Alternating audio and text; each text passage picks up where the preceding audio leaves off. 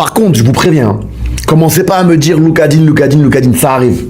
Ça arrive, ça arrive. C'est comme ça, les gars. Je suis sur la route, je suis en short, maillot de l'équipe de France, le noir. On m'appelle, on m'a dit, mais tu peux pas aller là-bas en short, maillot de l'équipe de France. Je dis, comment ça? On me dit, tant tu rigoles quoi, tu vas être avec Infantino, tu vas être avec toutes les restas, là, toutes les légendes du monde du football. Je dis, oula. Je dis au chauffeur, dépose-moi là. Dépose-moi avant d'aller au stade, à un endroit où je peux faire du shopping.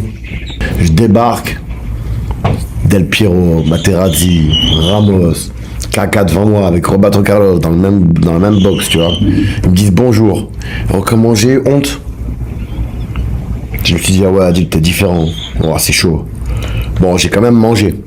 J'ai bien mangé. On va pas se mentir. Hein. Je me suis mis dans un coin, on m'a plus jamais revu. Là, je te le jure, waouh.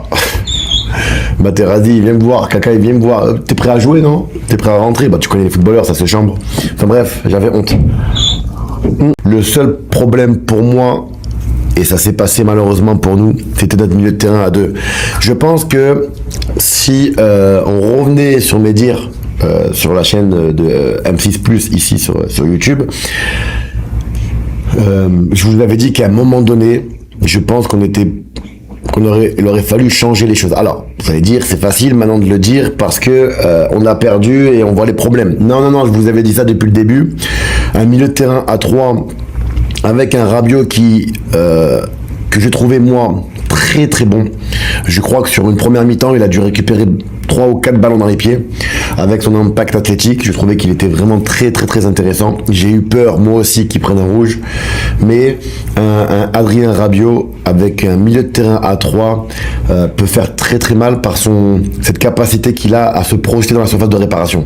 Rabiot est un joueur qui aime se projeter, qui aime marquer, et je pense qu'on aurait été un peu plus imprévisible si on avait changé la compo, parce que depuis le début de la compétition, on joue sur ce système de 4-2-4 en quelque sorte, 4-2-3-1 si vous voulez, vous pouvez l'appeler comme vous voulez, mais moi je préfère l'appeler 4-2-4.